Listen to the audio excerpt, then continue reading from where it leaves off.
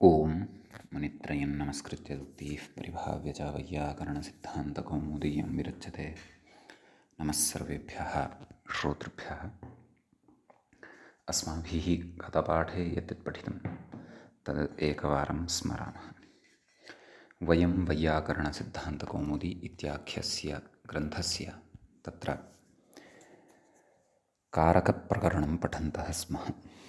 प्रकरणस्यास्य अस्माकं क्रमे तत्र 14 पाठः गतपाठः प्रवृत्तः। अस्मिन् 14 पाठे तत्र सर्वादौ तावत्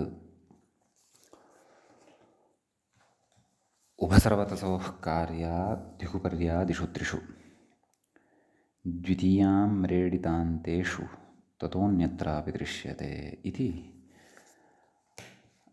इदं यत् श्लोकवार्तिकम् उपपदद्वितीयाविभक्तिविधायकं तत् पठितम्।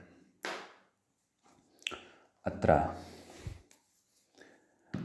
वार्तिके गतपाठे अपि विशिष्य तत्र धिक् शब्दयोगे द्वितीया विभक्तिः भवति, परन्तु धिङ् मूर्ख अर्थात् धिक् मूर्ख, हे मूर्ख धिक् इत्यत्र पदान्तरस्य अध्याहारेण नाम निषिद्धाचरणम् इति एतस्य पदान्तरस्य अध्याहारेण द्वितीया विभक्तिः निर्वाह्यते। सम्यक्। अतः तत्र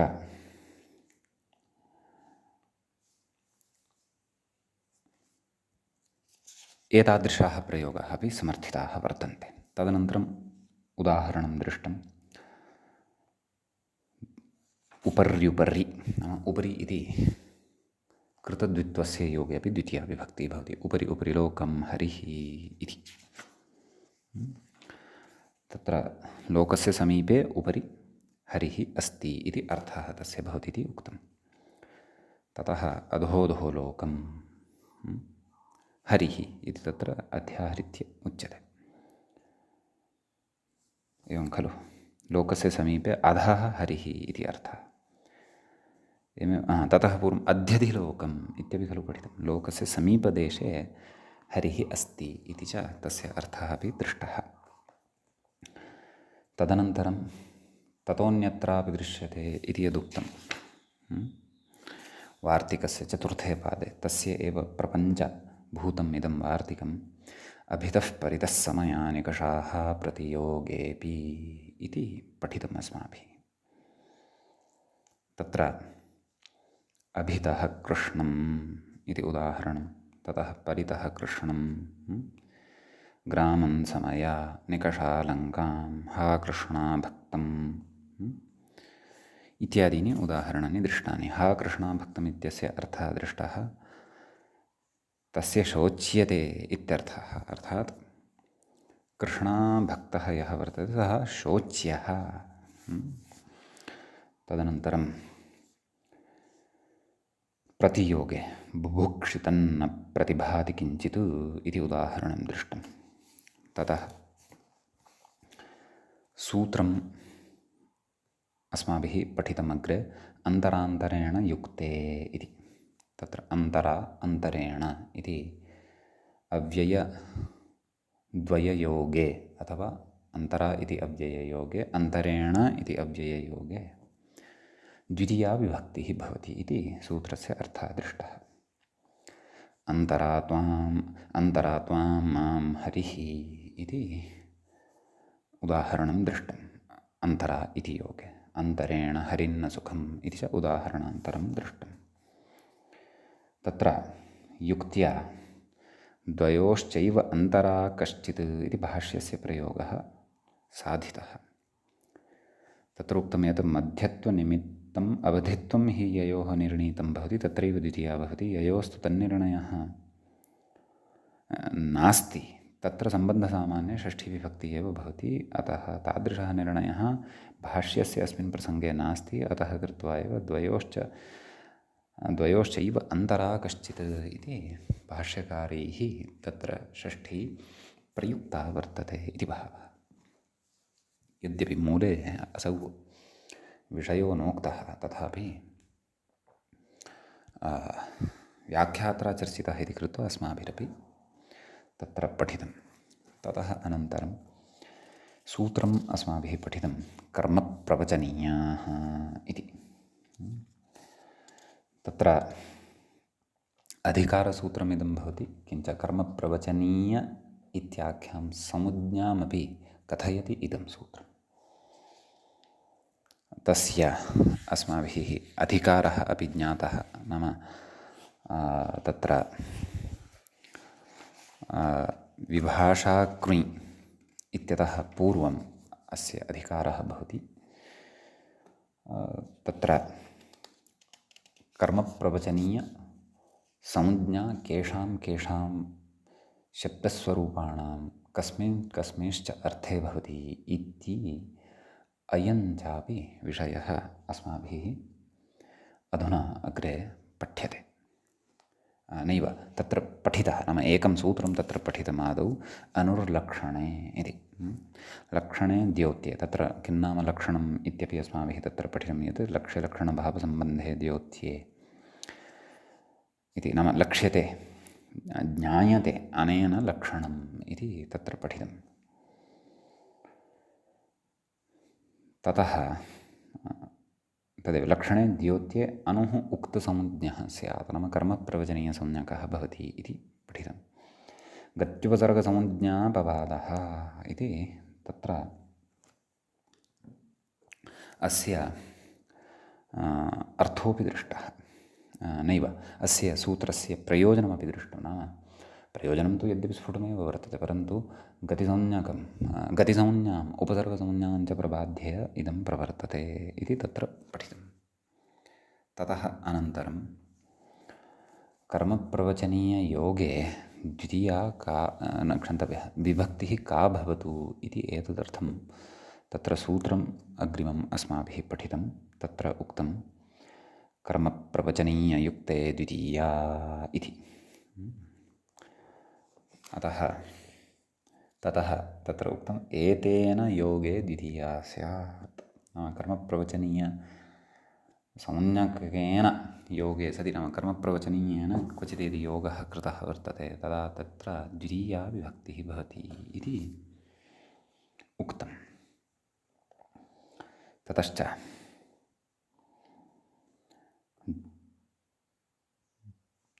उदाहरणं तत्र दृष्टं, पर्जन्यः जपम् अनु प्रावर्षत् इति।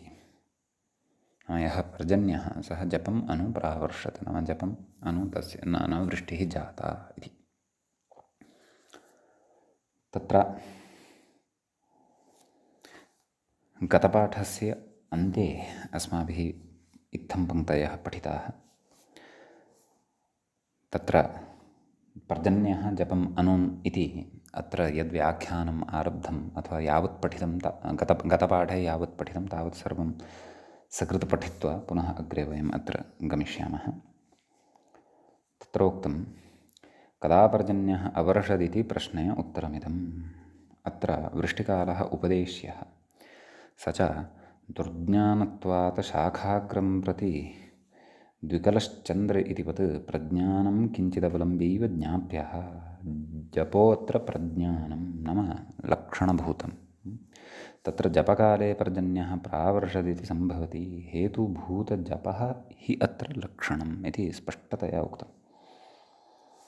ततः हेतुत्वञ्च पूर्वकालवृत्तित्वघटितम्, एवञ्च वर्षहेतुभूतवरुणजपोत्तरकाले पर्जन्यः प्रावर्षत् इत्युत्तरं पर्यवस्यति इति उत्तरमत्र भवति इति भावः। तत्र लक्षणत्वं हेतुत्वञ्च इति द्वयं द्वितीयार्थः। तदुभयम् अमुना द्योत्यते। लक्षणत्वञ्च ज्ञानविषयत्वं जपज्ञानेन तदुत्तरकालविशिष्टा वृष्टिर्ज्ञाप्यते। ततश्च जपात्मकहेतुज्ञानजन्यज्ञानविषयो वर्षणम् इति बोधः इति। एतावत् पर्यन्तम् अस्माभिः गते पाठे पठितम्। अयम् अस्माकं क्रमे 14 पाठः कारकप्रकरणस्य अस्य सम्पन्नः गतपाठः। कर्मप्रवचनीययुक्ते द्वितीया इति सूत्रव्याख्याने एव वयं स्मः। अधुना तावत् कारकप्रकरणस्यास्य अस्माकं क्रमे 15 पाठः अग्रे आरब्धो भवति। तत्र व्याख्याता कथयति तदाह हेतुभूतेति। एवं खलु? तदाह नाम किमाह? गतपङ्क्त्या सम्बन्धः वर्तते। किमुक्तं गतपङ्क्तौ? गतपङ्क्तित्रयम् इतोपि पठनीयम् एकवारम्।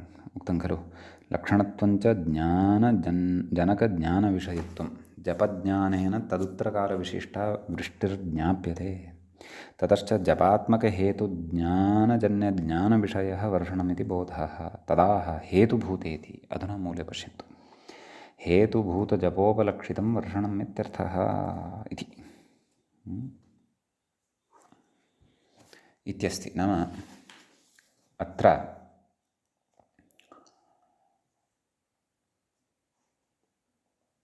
जपः यः वर्तते खलु सः हेतुभूतः वर्तते।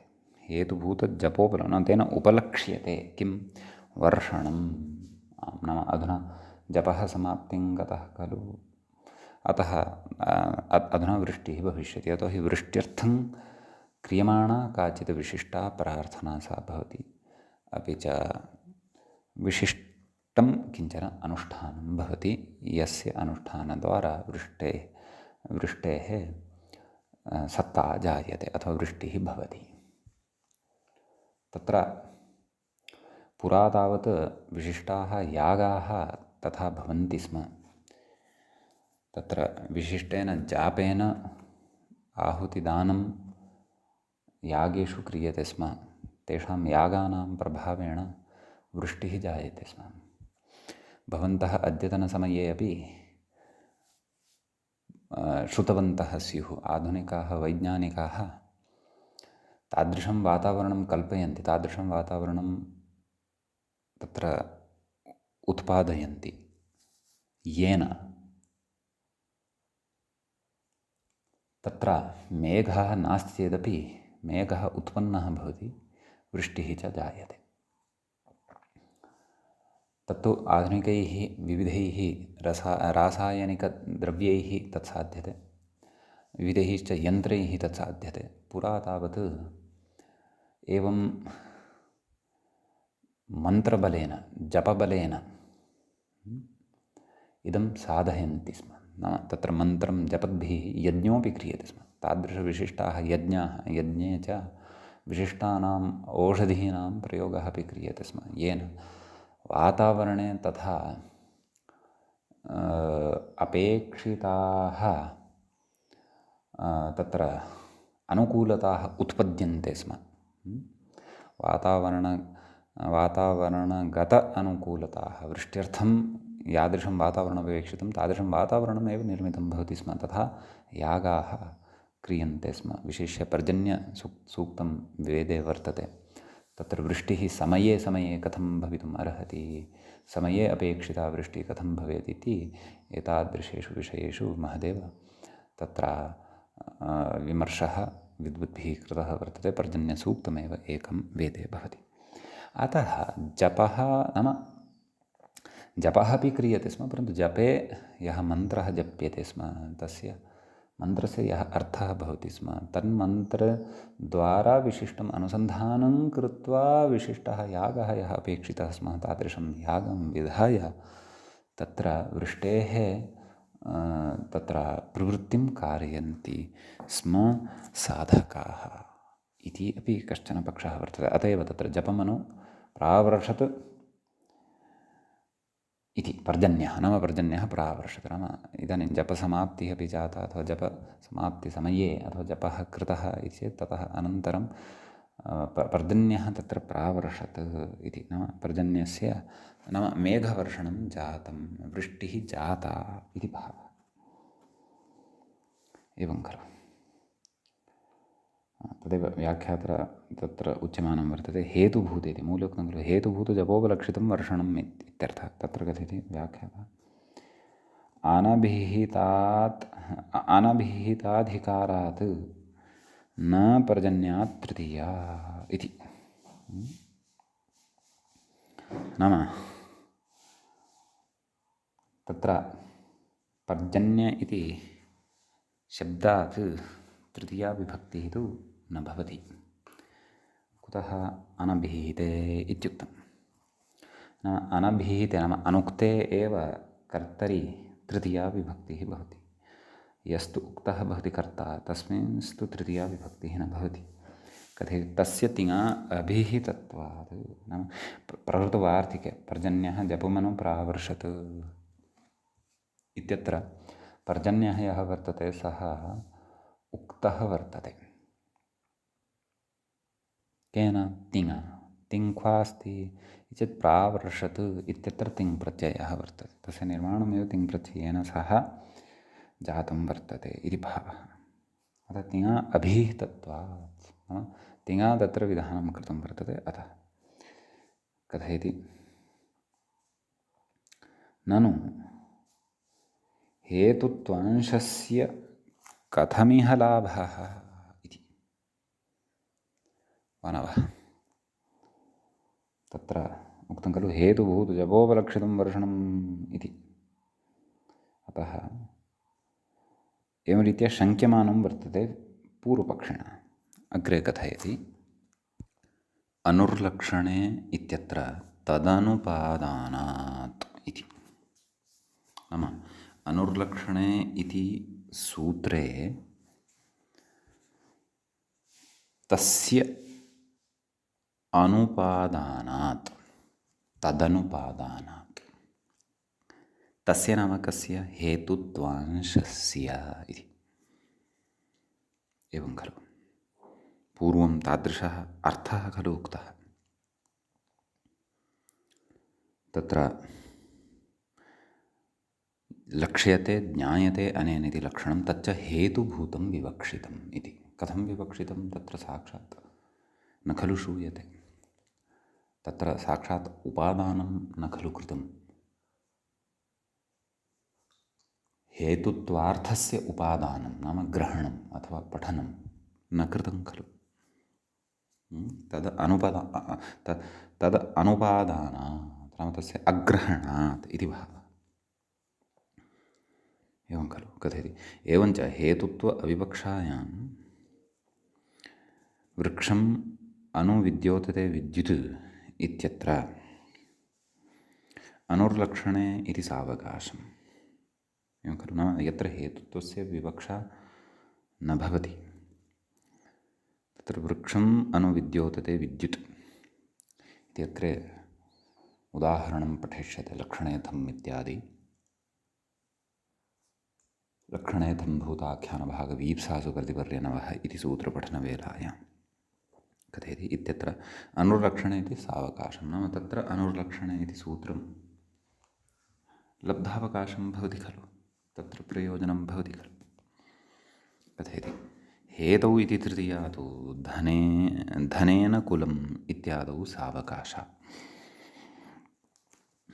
खलु हेतौ इति एतेन हेतौ तृतीया विधीयते। सा तु धनेन कुलम् इत्यत्र सावकाशः नाम तस्याः तत्र अवकाशः वर्तते। कथयति पर्जन्यो जपमनु प्रावर्षत् इत्यत्र तु तदुभयमपि प्रसक्तं। नाम हेतुतृतीया अपि भवति किञ्च अनुर्लक्षणे इति अपि भवति। एवं खलु तत्र परत्वात् हेतुतृतीयैव स्यात्। नाम हेतुत्व अविवक्षायां तत्र तृतीया किञ्च हेतौ तृतीया इति उभयमपि प्रसक्तं नाम उभयमपि प्राप्तं भवति। तत्र परत्वात् हेतुतृतीयैव स्यात्। एवं खलु क्व पर्जन्यो जपमनु प्रावर्षत् इत्यत्र अतः आह किमाह परापि इति। द्वितीया अपि प्राप्ता तृतीया अपि प्राप्ता तर्हि परत्वात् प्रकृते तृतीयैव स्यात् इत्युच्यते। एवं खलु। तृतीया तु यदि स्यात् तर्हि तु इष्टं रूपं न खलु लप्स्यते। पर्जन्यः जपेन अनुप्रावर्षत् इति नास्ति खलु, इष्टता न लप्स्यते खलु। अतः कथयति आम् हेतुभूतजपोपलक्षितं वर्षणम् इत्यर्थः। नैव किं परापि हेतौ तृतीया अनेन बाध्यते। नाम अनुर्लक्षणे इति कर्मप्रवचनीयत्वप्रयुक्तद्वितीया विधिना इत्यर्थः। एवं खलु। नाम आरम्भसामर्थ्यात् अथवा विशेषेण तत्र कर्मप्रवचनीयप्रयुक्तद्वितीया विधानसामर्थ्यात् परापि तृतीया एतेन द्वितीया विधानेन अथवा एतेन द्वितीया विधिना कर्मप्रवचनीयप्रयुक्तद्वितीया विधिः एषः वर्तते। एतेन बाध्यते, नाम तस्य बाधः क्रियते इत्यर्थः। एवं खलु। अग्रे कथयति पुनः संज्ञेति। तत्र उच्यते वृक्षम् अनुविद्योतते विद्युत्। मूले पङ्क्तिः अस्ति खलु, पश्यन्तु। रक्षणेत्थं भूत इत्यादिना सिद्धे पुनः संज्ञाविधानसामर्थ्यात् कथयति वृक्षम् अनुविद्योतते विद्युत् इत्यत्र हि अनुर्लक्षणे इत्यस्य न प्रयोजनं। कुतः? लक्षणेत्थम् इत्येव सिद्धेः। ततश्च अनुर्लक्षणे इति आरम्भसामर्थ्यात् हेतुभूते लक्षणे अनोः कर्मप्रवचनीयत्वलब्धया द्वितीयया हेतौ तृतीया बाध्यते इति विज्ञायते इत्यर्थः। नाम अत्र लक्षणं हेतुभूतं विवक्षितं चेदपि परत्वात् तृतीया न भवति। कुतः?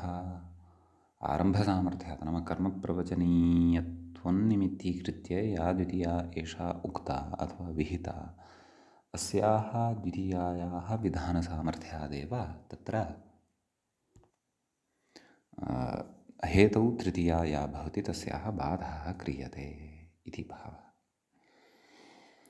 तदेव कथयति। ततश्च हेतुत्वमपि शाब्दबोधे विषयः इति फलति। नाम शाब्दबोधे अत्र हेतुत्वमपि प्रयोजनं भवति इति। नाम जपः अत्र हेतुरूपः विवक्ष्यते यदा, तदा हेतुत्वं तत्र गम्यते इति भावः। एवं खलु इति कश्चन सैद्धान्तिकः विशेषः अत्र उक्तः। इदानीं तत्र कर्मप्रवचनीयसंज्ञाविधायकम् अग्रिमं सूत्रम् अस्माभिः पठ्यते। तच्च सूत्रं वर्तते एवं। तृतीयार्थे इत्यस्ति। तत्र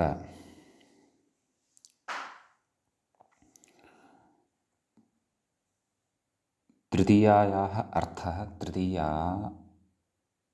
तृतीयार्थः तस्मिन् तृतीयार्थे इति सप्तमी विभक्तिः अत्र भवति। सप्तमी विभक्तेः एकवचनं भवति। ततः व्याख्याता कथयति अनुरित्यनुवर्तते इति। नाम अनुर्लक्षणे इत्येतस्मात् अनुः इति अनुवर्तते। कर्मप्रवचनीयाः इति अधिकृतं, सः अधिकारः अत्र वर्तते। अतः सूत्रार्थः उच्यते। व्याख्याता कथयति अस्मिन् द्योत्ये इति मूले द्रष्टव्यम्। अस्मिन् द्योत्ये अनुः उक्तसंज्ञः स्यात्। अस्मिन् नाम कस्मिन्? तृतीयार्थे द्योत्ये, नाम तृतीयायाः अर्थः यदा द्योत्यः भवति, गम्यमानो वा भवति, तदा अनु इत्येतस्य शब्दस्वरूपस्य कर्मप्रवचनीयसंज्ञा भवति इति अर्थः। एवं खलु। अग्रे उच्यते कर्मप्रवचनीयाः इत्यधिकृतम् इति अस्ति, क्षन्तव्यः इति उक्तम्। अग्रे कथयति सहयुक्ते प्रधाने इति तृतीयार्थे साहित्ये द्योत्ये इत्यर्थः। नाम कीदृशः तृतीयार्थः अत्र विवक्षितः वर्तते? सहयुक्ते प्रधाने इदम् अपि सूत्रम् अग्रे पठिष्यते। एवं खलु। पुत्रेण सह आगतः पिता इति सहयोगे तृतीया खलु तत्र विधीयते। अतः तत्र कश्चन विशिष्टः अर्थः उक्तः अस्ति, अप्रधानार्थः तत्र उक्तः वर्तते। सहयुक्ते अप्रधाने तृतीया विभक्तिः भवति इति तत्र उच्यते। कथयति नाम साहित्ये द्योत्ये इत्यर्थः। नाम तादृशे साहित्ये तृतीयार्थे द्योत्ये। साहित्य नाम सहितस्य भावः साहित्यं।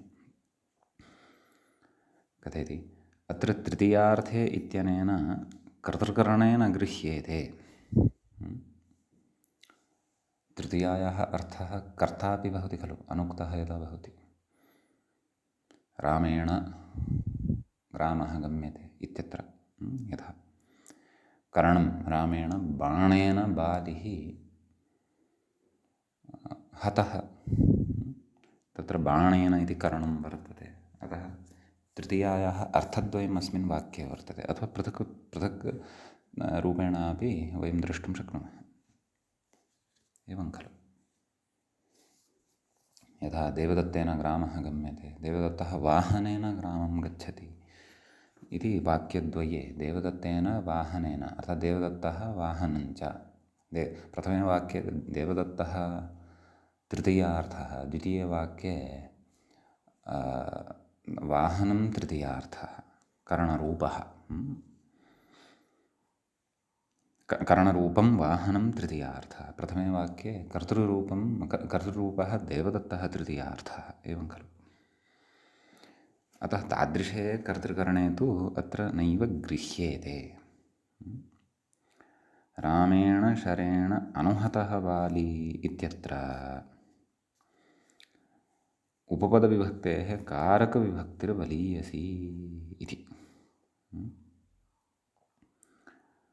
रामेण शरेण अनुहतः एवमेव।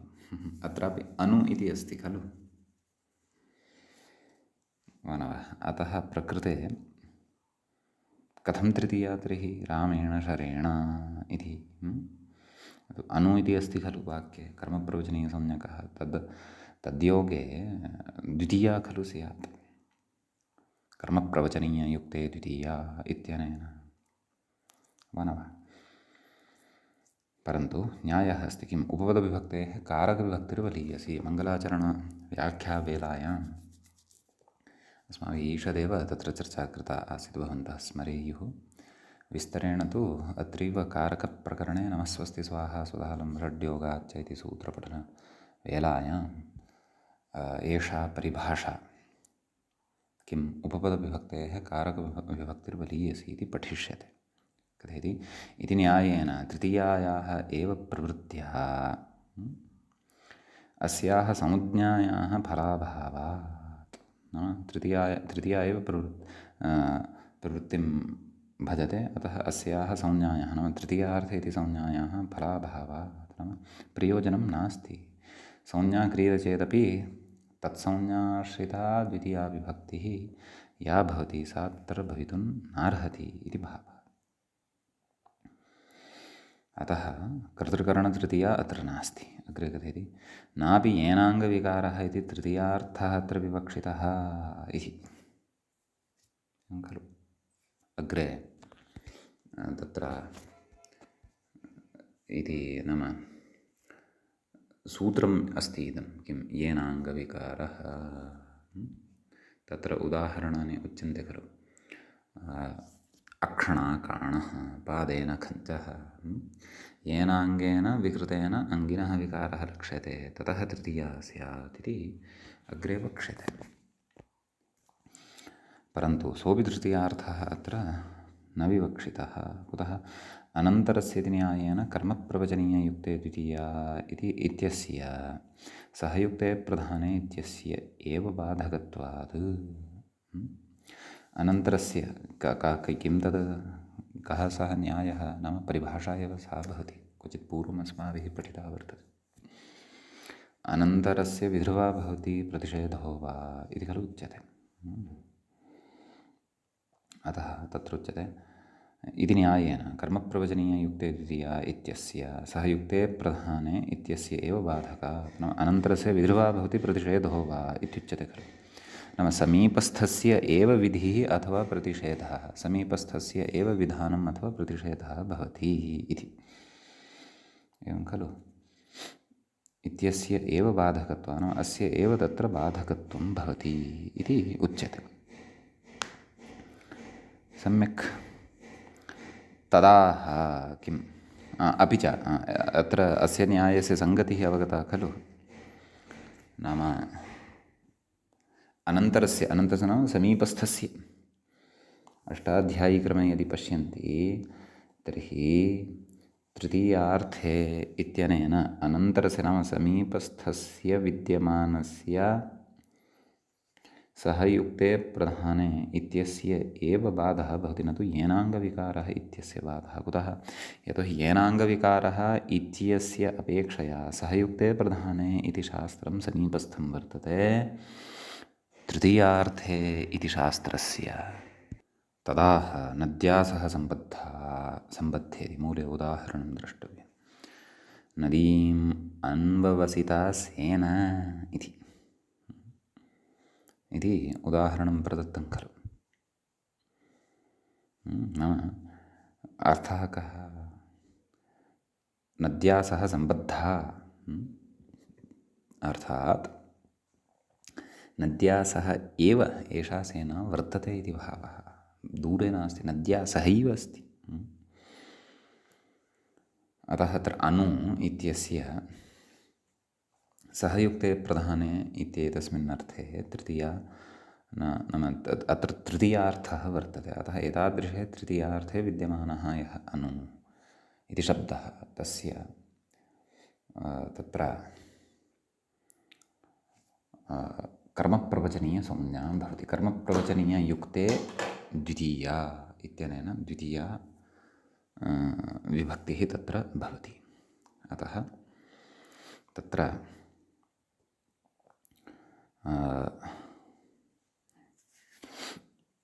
नदीम् इति द्वितीया श्रूयते इति भावः। अन्यथा सहयुक्ते प्रधाने इत्यनेन तृतीया भवति स्म, नद्या अनु इति भवति स्म। व्याख्याता कथयति साहित्यं द्वितीयार्थः नाम सहितस्य भावः अथवा सः तेन सह इत्यस्य भावः द्वितीयायाः अर्थः अत्र भवति। अनुस्तद्योतक इति भावः, अनुः यः वर्तते अथवा यच्छब्दस्वरूपम् अनु इति वर्तते तत्तु तस्य द्योतकः अस्ति इति।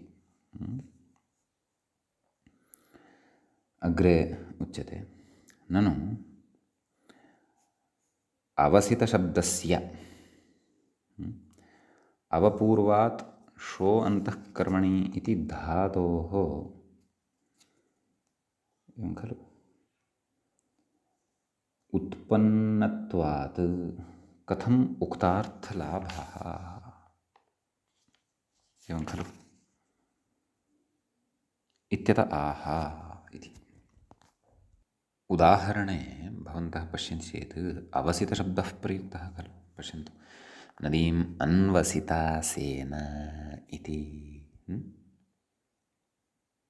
एवं खलु। यद्यपि अवसितशब्दस्य बहवः अर्थाः भवन्ति, परिपक्वं मर्दितं धान्यम् अथवा ऋद्धं ज्ञातम् अवसानगतं समाप्तम् इत्यादयः अनेकः अर्थः भवति। परन्तु अत्र तु भिन्नार्थः एव अस्ति। नाम नदीम् अनु अवसिता, नदीम् अन्ववसिता नाम अवसिता, तत्र यण् अस्ति, अनु अवसिता, अन्ववसिता। तस्य अर्थः कः कृतः? नद्या सह सम्बद्धा इत्यर्थः कृतः। तत्र शो इति अव उपसर्गपूर्वकात् शो इति धातुः भवति खलु, शोपदेशः, तस्य धात्वादेशः इत्यनेन सत्वं भवति। अव सो क्तप्रत्ययः, द्यतिस्यतिमास्थामित्यनेन सूत्रेण इत्वं भवति। तत्र धातोः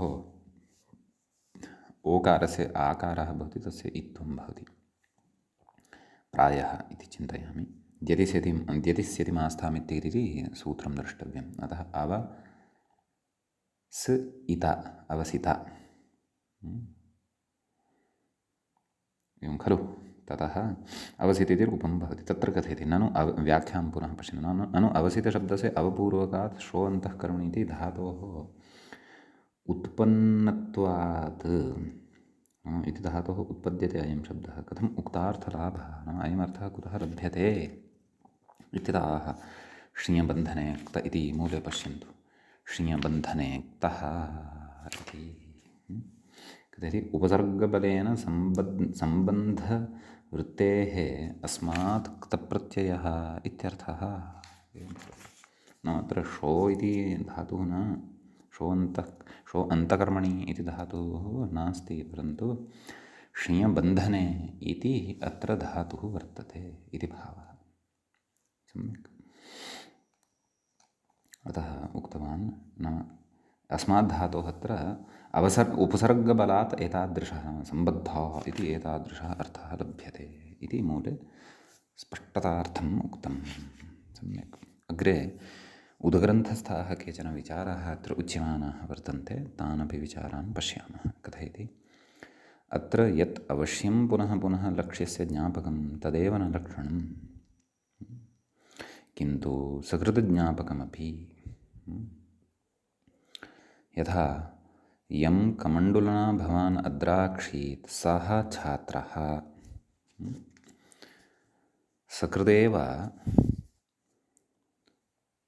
सकृदेव हि कमण्डलुपाणिर्दृष्टः, तस्य कमण्डलुर्लक्षणम् इति अनुर्लक्षणे इत्यत्र भाष्ये स्पष्टम् इत्युच्यते। परन्तु अत्र इत्यनेन किं विवक्ष्यते नाम अनुर्लक्षणे इत्यत्र लक्षणविषये उच्यमानं वर्तते वा, अथवा अस्मिन् द्योत्ये अनुरुक्तसंज्ञा नाम तृतीयार्थे इति उच्यते वा? यतोहि तृतीयार्थे द्योत्ये तु अनु इत्यस्य कर्मप्रवचनीयत्वं भवति। लक्षणम् इति विषयस्तु अनुर्लक्षणे इत्यत्र गतः खलु। अतः तत्र विद्यमानस्य लक्षणार्थस्य विषये अधुना अयमागत्य कथयन्नस्ति इति भाति। नाम गतसूत्रेण सम्बन्धः वर्तते व्याख्यातुः अस्य विवरणस्य इति चिन्तयामि। एवं खलु। किम् उक्तवान् अत्र यद् अवश्यं पुनः पुनः लक्ष्यस्य ज्ञापकं तदेव न लक्षणं। नाम लक्ष्यस्य पुनः पुनः अवश्यमेव ज्ञापनं करोति, कारयति वा, तदेव लक्षणम् इति न, किन्तु सकृज्ञापकमपि। लक्ष्यस्य सकृत् नाम एकवारमेव ज्ञापकं भवति, तदपि अत्र लक्षणम् इत्युच्यते। यथा तत्र भाष्ये उक्तं यं कमण्डलुना भवान् अद्राक्षीत् सः छात्रः इति। नाम कमण्डलुना सह यं छात्रं भवान् दृष्टवान् सः छात्रः वर्तते। सकृदेव कमण्डलुपाणिर्दृष्टः, तस्य कमण्डलुः लक्षणमिति अनुर्लक्षणे इति भाष्ये स्पष्टं। नाम कमण्डलुः तस्य लक्षणं भवति।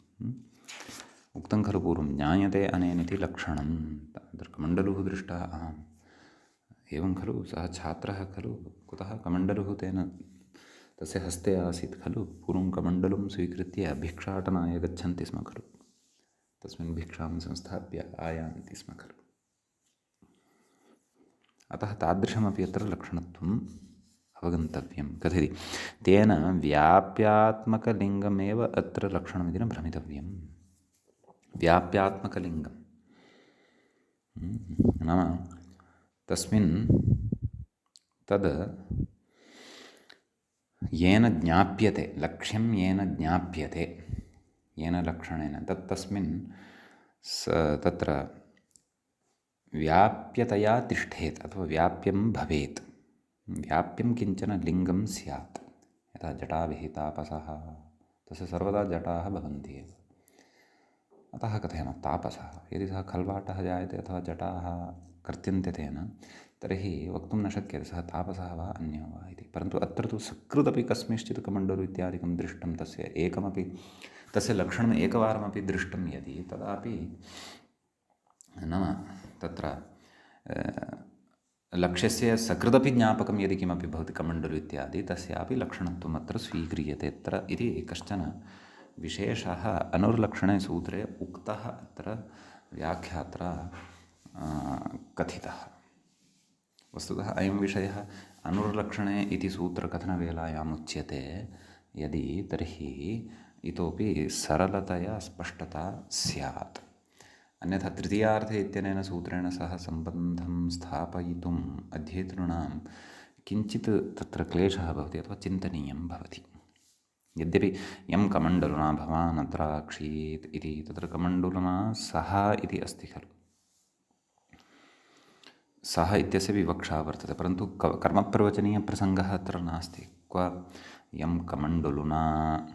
कमण्डलुना सः, नाम अत्र तादृशः अनु इति नोक्तः वर्तते यस्य कर्मप्रवचनीयसंज्ञा वक्तव्या वर्तते। तथापि एकम् उदाहरणम् अत्र दत्तम्, अतः चिन्तयामि अनुर्लक्षणे इति सूत्रेण सहैव अत्र सम्बन्धः वर्तते। अत एव अनुर्लक्षणे इति भाष्ये अयं विषयः उक्तः वर्तते इति भावः। समीचीनं। ततः अग्रे एतत् तृतीयार्थे इति सूत्रे एतावान् विशेषः अत्र भवति। इदानीम् अग्रिमं सूत्रं वयं पठामः। अग्रिमं सूत्रं भवति अत्र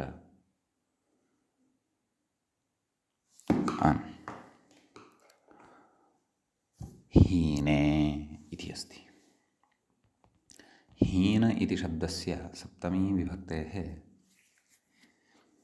एकवचनम् इदम् अस्ति। हीने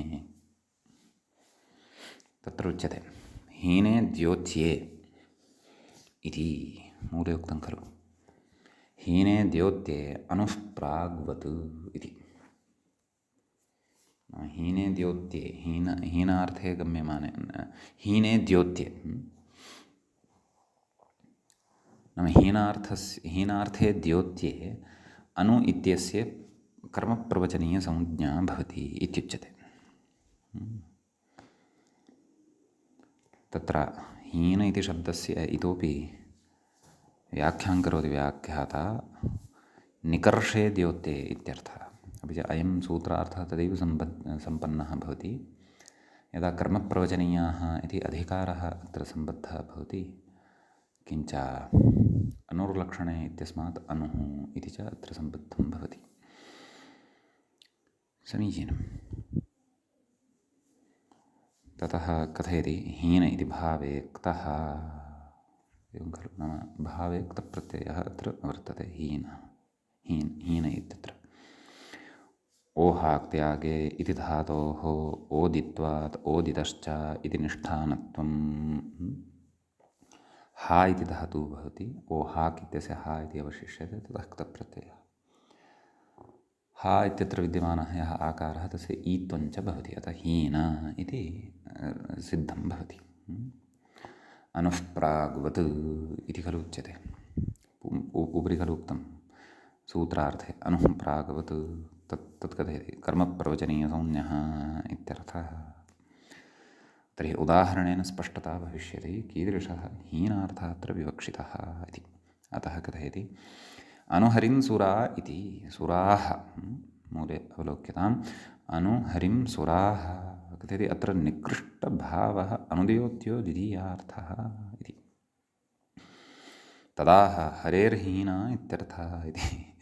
हरेर्हीनाः नाम हरिः नाम ईश्वरः, सुराः नाम देवाः। ते तु हरेः अपेक्षया हीनाः वर्तन्ते इति। मानवः अर्थात् अवराः वर्तन्ते, श्रेष्ठस्तु हरिरेव इति। निकृष्टाः वर्तन्ते इति भावः। अतः निकृष्टार्थोऽपि ओहात्यागे इति धातोः भवन्ति। त्यक्तः इत्येव हीन इत्यस्य अर्थः इति न। सम्यक् कथयति हरेरिति षष्ठी प्रतियोगितायां हरेः हीन इत्यर्थः इत्युच्यते खलु। नाम प्रतियोगितायाम् अत्र षष्ठी विभक्तिः वर्तते। हरिप्रतियोगिकनिकर्षवन्त इत्यर्थः इति नाम प्रतियोगितार्थः अत्र वर्तते। नाम एतेषां श्रैष्ठ्यं हरेः अपेक्षा न भवितुम् अर्हति। एते अवराः एव वर्तन्ते। अतः हरिप्रतियोगिकनिकर्षवन्तः एते वर्तन्ते सुराः नाम देवाः इति अर्थः। सम्यक् न्यूनाः वा इति अर्थः। सम्यक् इति कश्चन विशेषः एतत् सूत्रगतः भवति। इदानीम् अग्रिमं सूत्रं पठामः। अष्टाध्यायी क्रमानुसारमेव कर्मप्रवचनीयसंज्ञा विधायकानि इमानि सूत्राणि उच्यमानानि सन्ति इति भाति। अस्तु, अग्रे सूत्रं वर्तते उपोधिके च इति। तत्र सूत्रे त्रीणि पदानि सन्ति। उपः, अधिके च। उपः इति प्रथमान्तम्, अधिके इति सप्तम्यन्तं, च इति तु अव्ययं भवति। एवं खलु। तत्र चकारात् हीन् इति समुच्चीयते इति उच्यते। तदाह अधिके हीने चेति मूले उक्तं खलु। अधिके हीने च नाम गतसूत्रात् हीनार्थोऽपि आगतः। अतः अधिके हीने च द्योत्ये उप इति अव्ययं प्राक् समुज्ञं स्यात्। व्याख्याता कथयति आधिक्ये निकर्षे चेत्यर्थः। गतसूत्रे यः अर्थः उक्तः सः, अत्र च आधिक्यार्थः यः सूत्रे उक्तः सः। एतदर्थद्वये तत्र उप इति प्राक् संज्ञकः भवति इत्युक्तं खलु। प्राक् संज्ञः भवति इत्युक्तं खलु। अथवा उप इति अव्ययं प्राक् संज्ञं भवति इत्युक्तं खलु। प्राक् संज्ञं नाम कथयति प्राक् उक्तकर्मप्रवचनीयसंज्ञकम् इत्यर्थः। एवं खलु। कथयति अधिके संज्ञा विधानं न क्षन्तव्यः। पूर्वं किं कथयति प्रागुक्तकर्मसंज्ञकं स्यात् इत्युक्तम्। अस्तु, कथयति अधिके संज्ञा विधानं न, अधिके संज्ञा विधानं न द्वितीयार्थम् इत्याह। नाम अधिकार्थे संज्ञा विधानम् अत्र अधिकार्थे कर्मप्रवचनीयसंज्ञा विधानमिति कृतं खलु। तद् द्वितीयार्थं नास्ति। द्वितीयां निमित्तीकृत्य नास्ति। कुतः कथयति अधिके सप्तमी वक्ष्यते इति। मूले पश्यन्तु, अधिके सप्तमी वक्ष्यते नाम अधिकार्थे अत्र सप्तमीम् अग्रे कथयिष्यामः। तत् सप्तमी प्रकरणे एव पठिष्यते। किं यस्मादधिकं यस्य चेश्वरवचनं तत्र सप्तमी इति अग्रे पठिष्यते। कथयति इत्यनेन नाम यस्मादधिकम् इत्यनेन कर्मप्रवचनीयसंज्ञाकार्यं सप्तमी वक्ष्यते इत्यर्थः। नाम अग्रे वक्ष्यते इति अस्ति। अतः अधिकार्थे उदाहरणमपि तत्रैव वक्ष्यते इत्यपि स्मर्तव्यं। प्रकृते अधिकार्थे उदाहरणं नोच्यते, अग्रे एव वक्ष्यते उदाहरणमपि। अवगम्यते खलु। अतः उप इत्यस्य हीनार्थे यतोहि द्वितीयाप्रकरणं खलु इदम्, अत्र द्वितीयाविषयः एव प्राधान्येन वक्तव्यः वर्तते। सप्तमी विभक्तिः अत्र न वक्ष्यते। अतः उप इति तत्र अधिकार्थे सप्तमी विधानं सप्तमी तत्र सप्तमी विभक्तिप्रकरणे यदा आगमिष्यति यस्मादधिकं यस्य चेशवरोचनं तत्र सप्तमी इति तत्रैव अधिकार्थे अस्य उदाहरणं वक्ष्यते। अतः तत्रैव द्रक्ष्यामः। सद्यः द्वितीयाप्रकरणमिदं वर्तते, अतः अधिकार्थे अत्र द्वितीयां विभक्तिं हीनार्थे अत्र द्वितीयां विभक्तिमेव पश्यामः। कथयति हीने इति कथयति उदाहरणं वक्ष्यते इति शेषः मूले उक्तं खलु हीने। उपहरिं सुराः, तर्हि पश्यन्तु अत्र सविभक्तिकः एव निर्देशः कृतः वर्तते हीने। तत्र अभिधानपरिगणनवेलायां कृत् तिङ् तद्धित समास तत्र अविभक्तिकनिर्देशाः कृताः, प्रकृते विभक्तिसहिताः निर्देशाः कृतः वर्तते हीने। अतः अविभक्तिकनिर्देशे स्वारस्यं तथा किमपि नास्ति, सविभक्तिकम् एव निर्देशं कुर्याम अथवा ग्रन्थकारेण कर्तव्यः इति। परन्तु सा परिपाटी प्रायः प्राचीनग्रन्थेषु अपि अस्ति, अतः एवं निर्दिशति भवतु। उपहरिं सुरा इति हरेः हीनाः इत्यर्थः। उपहरिं सुराः हरेः हीनाः एव एते वर्तन्ते इति भावः। एवं खलु इति कश्चन विशेषः अत्र वर्तते। अग्रे अधुना सूत्रम् अत्र भवति एवम्। लक्षणेत्थं भूताख्यानभागवीप्सासु प्रतिपर्यनवः इति। अत्र सूत्रस्य पदपरिचयः आदौ प्राप्तव्यः। तत्र लक्षणेत्थं भूताख्यानभागवीप्सासु इति एकं पदं भवति सप्तम्यन्तं, सप्तमी बहुवचनान्तं। प्रतिपर्यनवः इति प्रथमान्तं भवति, प्रथमाविभक्तेः बहुवचनान्तमिदं भवति। कर्मप्रवचनीयाः इति अनुवर्तते। एवं खलु तत्र लक्षणञ्च इत्थम्भूताख्यानञ्च भागश्च वीप्सा च। लक्षणेत्थम्भूताख्यानभागवीप्साः तासु लक्षणेत्थम्भूताख्यानवीप्सासु इति अग्रे विग्रहः वक्ष्यते, व्याख्यात्रापि वक्ष्यते।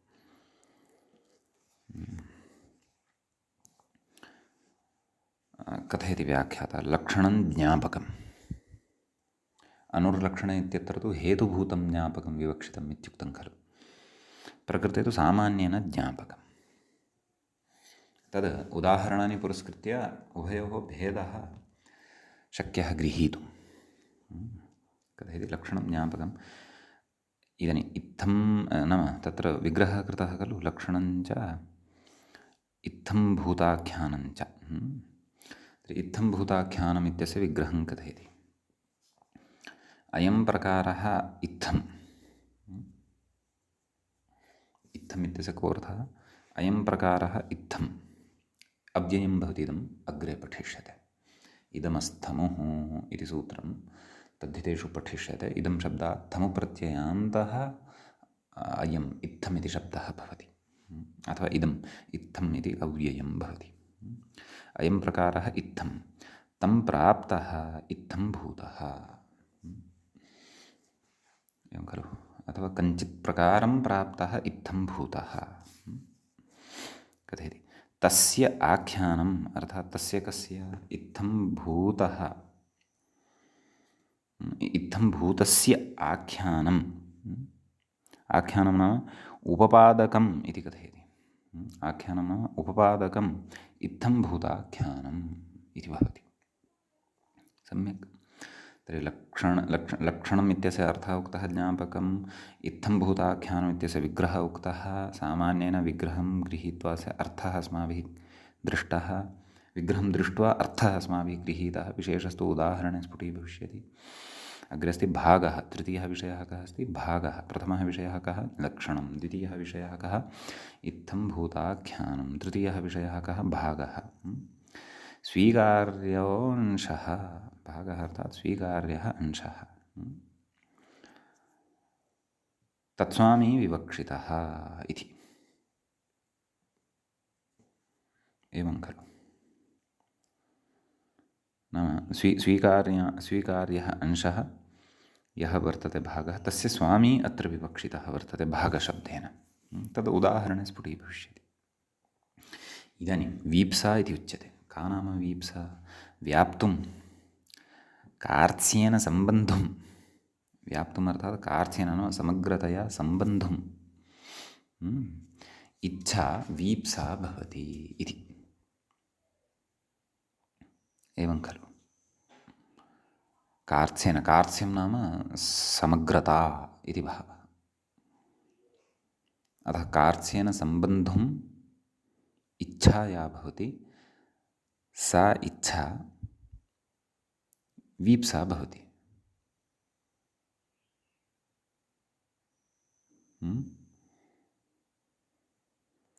अथवा तदेव व्याप्त्यर्थेषु ये विषयाः भवन्ति तेषु गम्यमानेषु, तद् अग्रे उदाहरणे स्पष्टी भविष्यति। कथयति लक्षणञ्च, इदानीं विग्रहं कथयति लक्षणञ्च इत्थं भूताख्यानञ्च भागश्च वीप्सा च इति द्वन्द्वाद्विषयसप्तमी, नाम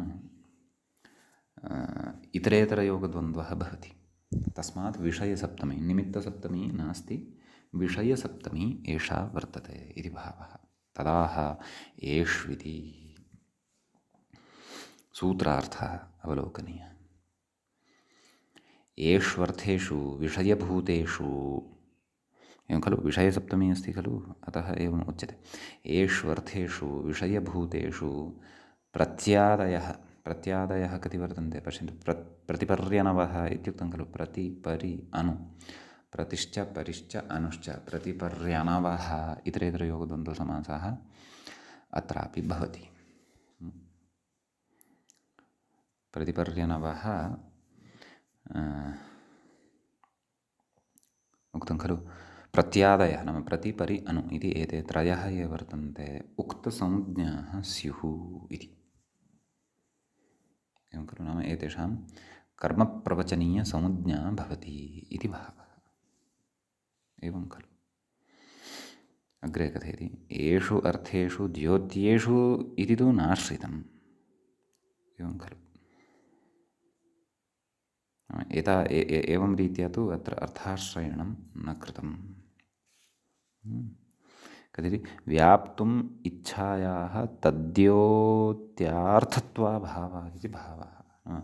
व्याप्तुम् इच्छा वीप्सा इति यदुक्तं खलु, व्याप्तुम् इच्छा अर्थात् सम्बन्धे कार्त्स्येन सम्बन्धुम् इच्छा वीप्सा, तस्याः द्योत्यार्थत्वं न भवति। द्योत्यार्थत्वाभावात् द्योत्यार्थत्वं न भवति, द्योत्यार्थत्वाभावः भवति इति कृत्वा येषु अर्थेषु द्योत्येषु इति अर्थः अत्र नोक्तः इति भावः। एवं खलु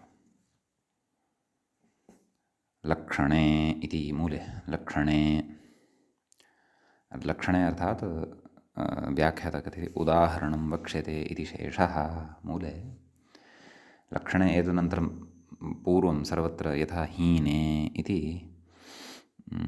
तत्र गतसूत्रस्य नाम उपोधिके इत्यत्र हीने एतदनन्तरम् एका रेखा अस्ति, नाम डैश् इति स्थापितमस्ति, तद्वत् अत्र नास्ति। स्पष्टतायै भवन्तः स्थापयितुं शक्नुवन्ति। कदाचित् भवतां पुस्तके स्यादपि, परन्तु अत्र पुस्तके न दृश्यते, स्पष्टतार्थं स्थापयितुं शक्यते। अत एव व्याख्याता कथयति उदाहरणं वक्ष्यते इति शेषः, नाम लक्षणार्थे अत्र उदाहरणं वक्ष्यते इत्युच्यते। कथयति वृक्षं प्रतीति, उदाहरणमस्ति खलु, वृक्षं प्रति परि अनु वा विद्योतते विद्युत् इति। लक्षणं नाम अत्र किमुक्तं, ज्ञापकम् इति। अतः एकेनैव वाक्येन अत्र सर्वाणि अपि उदाहरणानि नाम प्रतिपरि अनु इति त्रयाणामपि प्रयोगं कृत्वा त्रीणि अपि वाक्यानि अत्र उदाहरणात्मकानि उक्तानि। सम्यक्। अस्तु, अत्र कान् विशेषान् अस्मिन् उदाहरणे अथवा एषु उदाहरणेषु कथयन् अस्ति व्याख्याता इति अग्रिमे पाठे वयं पठिष्यामः। अधुना अस्य पाठस्य अत्रैव उपसंहरणं कुर्मः। मुनित्रयं नमस्कृत्य उक्तिः परिभाव्य च वैयाकरणसिद्धान्तकौमुदीयं विरच्यते। एवञ्च कारकप्रकरणस्यास्य अयं तत्र 15 पाठः अस्माकं क्रमे सम्पन्नतां गतः। नमः सर्वेभ्यः श्रोतृभ्यः।